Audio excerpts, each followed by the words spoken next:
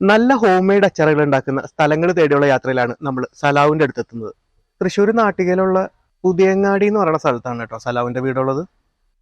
സലാവ് ഇപ്പോൾ എത്ര നാളായി ഈ ഒരു പരിപാടി അച്ചാറിന്റെ ബിസിനസ് തുടങ്ങിയിട്ട്? നമ്മള് 3 വർഷം ഇപ്പൊ കറക്റ്റ്. ഓക്കെ, ഇതില് ഈ ഒരു അച്ചാറിന്റെ ഇതിലേക്ക് വരാനുള്ള ഒരു കാരണം എന്താ? ഞാൻ ബേസിക്കലി ഒരു സെയിൽസ് മാനേജർ ആയിട്ട് ഒരു കമ്പനിയിൽ വർക്ക് ചെയ്തിരുന്നു. പുറത്തായിരുന്നു. നാട്ടില് ഒരു സംരംഭം തുടങ്ങുക എന്നുള്ളത് ഒരുപാട് നാളത്തെ ആഗ്രഹമായിരുന്നു. ശരി ശരി. അപ്പോ അങ്ങനെയാണ് ഈ അച്ചാറിലോട്ട് എത്തിയത്. ഈ അതിർപ്പം എന്ന് പറഞ്ഞെങ്കിൽ ഉമ്മാന്റെ രുചി. നമ്മളെ പണ്ട് അമ്മമാരൊക്കെ ശീലിച്ച് പോന്നിരുന്ന ഒരു രീതിയുണ്ട്, പിക്കളയുന്ന ഒരു രീതിയുണ്ട്. അതായത് മായങ്ങളോ അല്ലെങ്കിൽ ഒരുപാട് നാളത്തേക്ക് ഇരിക്കുന്ന രീതിയിൽ അച്ചാർ ചെയ്യുന്ന ഒരു രീതിയുണ്ട്. ആ രീതി തന്നെ നമ്മള് ഫോളോ ചെയ്തിട്ട്. അപ്പൊ ഉമ്മയുടെ കയ്യിൽ നിന്ന് പഠിച്ചിട്ട് ഉള്ള കാര്യങ്ങളാണ് ചെയ്യുന്നത്. അതെ അതെ അതെ. ഉമ്മയാണോ ഇടുന്നത് അതോ? ഉമ്മയായിരുന്നു തുടക്കത്തില്. അത് കഴിഞ്ഞിട്ട് ഉമ്മയുടെ മേൽനോട്ടത്തില്. ഇപ്പോഴും മൂപ്പര് ഇടക്കുന്നു, മേൽനോട്ടൊക്കെ നോക്കും, ഇങ്ങനെ ശരിയല്ലേ കറക്റ്റ് അല്ലേ രുചിയൊക്കെ നോക്കും. അപ്പൊ നമ്മളുടെ ഒരു ഓഡിയൻസിന് വേണ്ടി ഇന്ന് എന്ത് അച്ചാറിന്റെ പ്രിപ്പറേഷൻ ആണ് കാണിക്കാനായിട്ട് നോക്കുന്നത്? ഇന്ന് നമ്മൾ ചെയ്യുന്നത് ചെട്ടിനാട് ലെമൺ, ചെട്ടിനാട് ട്രഡീഷണൽ ചെയ്യുന്ന ലെമൺ പിക്കിൾ. നമുക്ക് എന്തായാലും ഉണ്ടാക്കാം.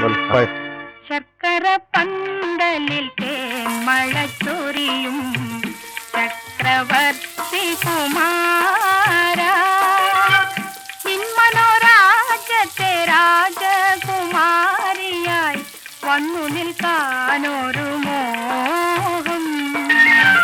ശർക്കര പന്തലിൽ മഴ ചൊരിയും ചക്രവർത്തി കുമാര,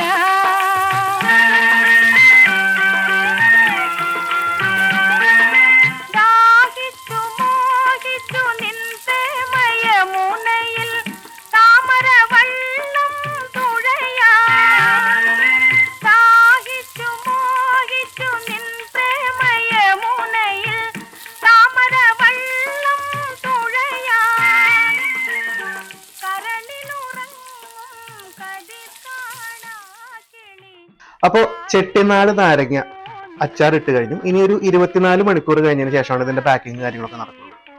അപ്പോ ഈ അതിർപ്പം എന്ന് പറയുന്ന അച്ചാറ് കാര്യങ്ങൾ ടേസ്റ്റ് ഇതാക്കാൻ നമുക്ക് വേണമെങ്കിൽ ആമസോണിൽ പോവാം. അതല്ലാന്നുണ്ടെങ്കിൽ ഇവരുടെ നമ്പർ നമ്മൾ കൊടുക്കുന്നുണ്ട്, നിങ്ങൾക്ക് ഡയറക്റ്റ്